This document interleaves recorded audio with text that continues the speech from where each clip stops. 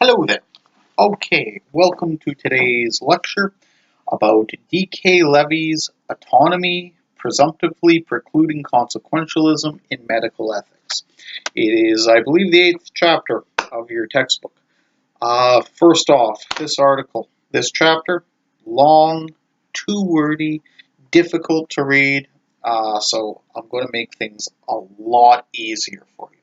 Just consult my handout and listen to the lecture and see what I got to say. Okay, basically Levy is saying that consequentialism as an ethical theory sucks. This is not exactly a revolutionary claim. It's a claim that I personally hold.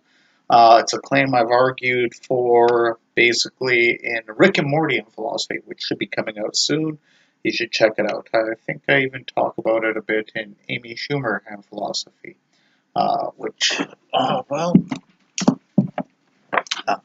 here's that. You might want to buy it at your local bookstore. It's good. Anyway, back to Levy and his argument. Okay, first off, he says autonomy and the concept of autonomy is essential, fundamental to any ethical theory.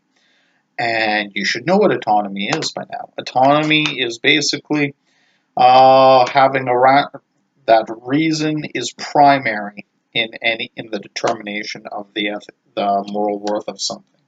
Levy characterizes autonomy as the belief that a person is a rational being who should be afforded the right to choose their own way in the world.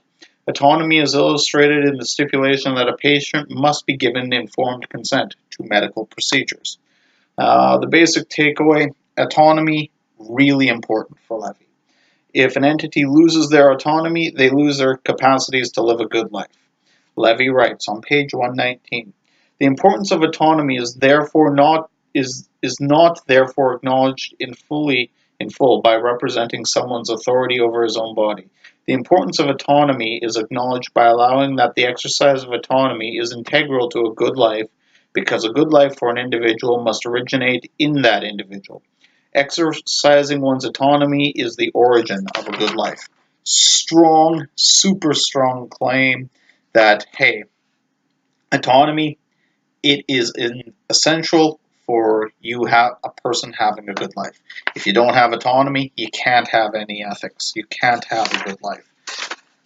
Wow, okay. Now the problem with consequentialism, it's blind to autonomy, according to Levy. And he's right. Okay, so what the hell is consequentialism? Well, consequentialism is a whole species of ethical theory. The most common type is utilitarianism, and all of those who call themselves utilitarians probably have some sort of consequentialism kicking around in their head. Now, consequentialism says basically what determines the moral worth of an action is its consequences. So, is it morally correct to murder somebody? There's a question.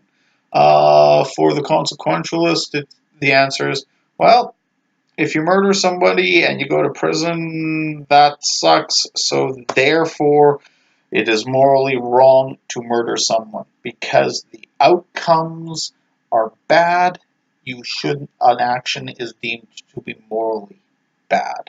Another example, is it morally right to eat very, very, very, very good veal?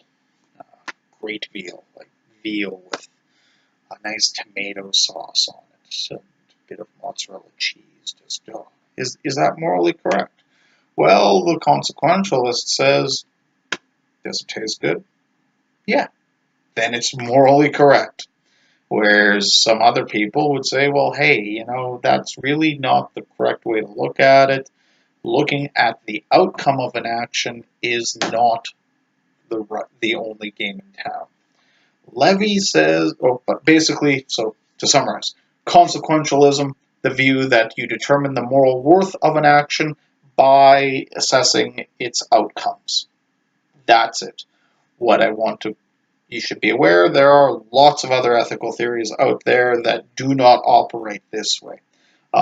Kantian deontology is one of them. Anyway, now Levy says, look, we can't use consequentialism in determining anything in medical ethics. Why? Because essentially there are two reasons. Consequentialism is only concerned about the outcomes of an action, but autonomy is designates the reasons for an action, which are not expressed at all in consequentialism. Consequentialism looks at the outcomes. Autonomy looks at or addresses the reasons for an action. What makes an action morally worthwhile for Levy, or Levy's point is, what makes an action morally worthwhile is are the reasons for an action. Consequentialism doesn't even look at the reasons for an action, so consequentialism is inadequate. The second reason, autonomy partially explains the motives for an action, but consequentialism doesn't care about the motives for an action. Consequentialism is not at all interested in why a person does something. It is only interested in the outcomes of a person's action. And for Levy, this is a crock of shit. For Levy, this is just wrong. For Levy, if you're only looking at the outcomes, you're missing the boat. You're missing the story. You have failed as an ethicist. The basic message of Levy's chapter is that any ethical theory that recognizes autonomy is better than any consequentialist ethical theory. Levy argues that consequentialist ethical theories don't make for good medical ethics. Autonomy is defined as a person's capacity to make rational decisions. For Levy, if a system of ethics doesn't acknowledge the fundamental role of autonomy, then this way of looking at the world is only telling half the story. In focusing on the outcomes of an action, on focusing on the consequences, consequentialists don't pay attention to the motives or reasons for an action. In medical ethics, an elaboration of the reasons for an action, not just an elaboration of the outcomes, is important. So, the final claim of the chapter is that consequentialism is a poor approach to medical ethics in the sense that consequentialism only looks at the outcomes of an action. Consequentialism is an inadequate moral theory in the sense that it only looks at the outcomes of an action without recognizing that the motives are what give an action its actual moral importance. That's it. Long, wordy chapter, but it all comes down to the essential claim that consequentialism is really a shitty way to do medical ethics. And there are two reasons for it. I specify these in my handout. Hope you're having a good one, and that is it for today.